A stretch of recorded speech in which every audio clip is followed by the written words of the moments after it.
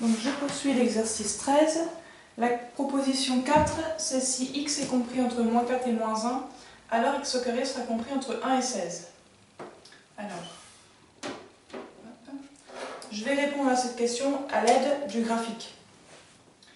Ici, je vais tracer ma parabole. Donc x en abscisse, x au carré en ordonnée. Donc je trace ma parabole symétrique. Ouais, c'est pas mal. On me dit x est compris entre moins 4 et moins 1. Donc pour x entre moins 4 et moins 1, ce sera à gauche. Si je mets moins 1 ici, moins 2, moins 3, moins 4. Moins 4 là. Donc voilà, pour les x, je travaille sur cet intervalle. Et on me demande alors un encadrement sur x au carré. Donc je cherche l'intervalle correspondant à celui-ci sur les x sur l'axe des ordonnées. Donc je vais passer par la courbe. Donc première étape ici, pour x égale à moins 1, je rejoins la courbe. Pour x égale à moins 4, je rejoins la courbe.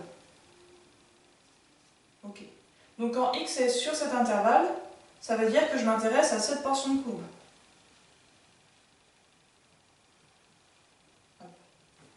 Okay. Et maintenant, je fais la même chose, mais cette fois sur l'axe des ordonnées. Je reporte cette portion de courbe sur l'axe des ordonnées. Le point le plus bas, il est là. Le point le plus haut, il est là. Ça veut dire qu'on travaillera sur cette partie de l'axe des ordonnées. Ce point-là, c'est quand x égale à moins 1 au carré, ça vaut 1. Et celui-ci, c'est quand x est à moins 4. Et moins 4 au carré, moins 4 fois moins 4, 16. Okay. Donc quand x est compris entre moins 4 et 1, x au carré est bien compris entre 1 et 16. La proposition ici, elle est vraie.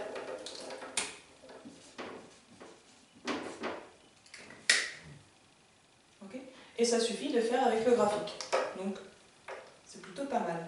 La suivante ici, regardez, c'est si x au carré est compris entre 1 et 16, alors x sera compris entre moins 4 et moins 1.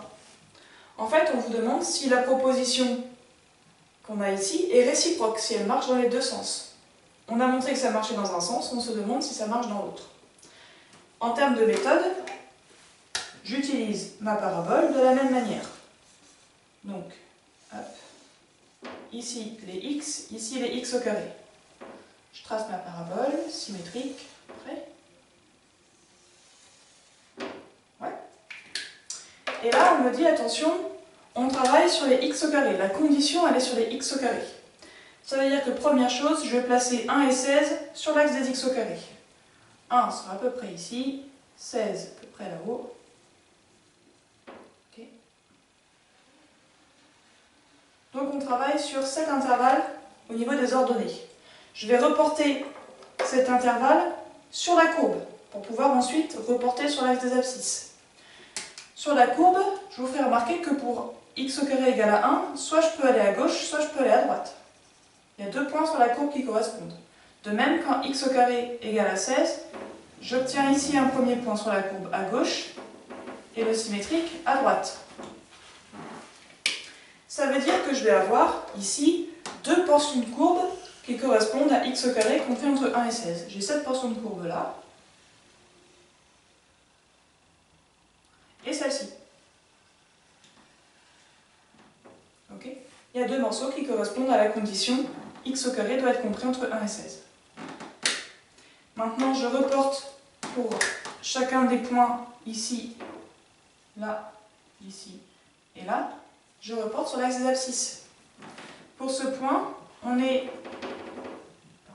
à une ordonnée de 16, sachant qu'on est dans la partie négative, on sera ici à moins 4. Ici, on a une ordonnée de 1, sachant qu'on est dans la partie négative, on est à moins 1. Donc j'ai tout cet intervalle-là qui correspond. C'est bien, ça correspond à l'intervalle moins 4, moins 1. Oui, mais attention, on a aussi une deuxième portion. Ici, on est à 1, et ici, on est monté à 16, ça veut dire qu'on était à 4. On a un deuxième intervalle qui est possible. Si je remets les choses dans le bon ordre, je dirais si x est compris entre 1 et 4, on aura x au carré compris entre 1 et 16. finalement, cette proposition, elle est fausse. Ok, ici, on met faux. Si on voulait corriger, il faudrait mettre, si x au carré est compris entre 1 et 16, alors x est compris entre moins 4 et moins 1, ou x est compris entre 1 et 4. Il y a deux portions de courbe qui correspondent à la condition x au carré entre 1 et 16. Voilà. Alors, non, pas voilà. Il me manque encore quelque chose. Puisque cette proposition est fausse, on aurait pu la démontrer à l'aide d'un contre-exemple. Alors, une fois n'est pas coutume, je vais me mettre ici. J'ai de la place. Hop. Deuxième méthode pour la question 5. Puisque c'est faux, on peut utiliser un contre-exemple. Ça veut dire que je dois trouver une valeur de x au carré qui est bien comprise entre 1 et 16, mais dont la valeur de x n'est pas comprise entre moins 4 et moins 1. Bon, à vrai dire, ça va marcher avec n'importe quelle valeur. Si on prend, par exemple, x au carré égale à 9, vous remarquez que 9 est bien compris entre 1 et 16. Je vérifie bien la première condition.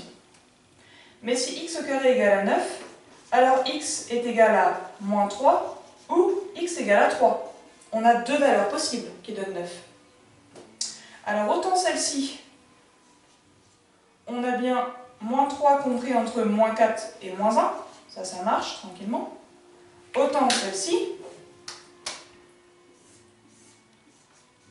elle n'appartient pas à l'intervalle moins 4, moins 1. Je mets mes crochets ouverts parce que c'est des signes strictement inférieurs à. Bon, en réalité, ça n'a pas vraiment d'incidence sur cet exercice. Puisque 3 n'est pas compris entre moins 4 et moins 1, la proposition est forcément fausse.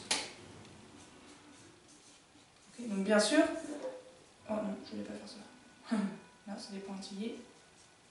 Ça, c'est la même question. Bien sûr, ça semble plus rapide à faire, mais il faut avoir le coup d'œil. Un contre-exemple ne marche que si la proposition est fausse.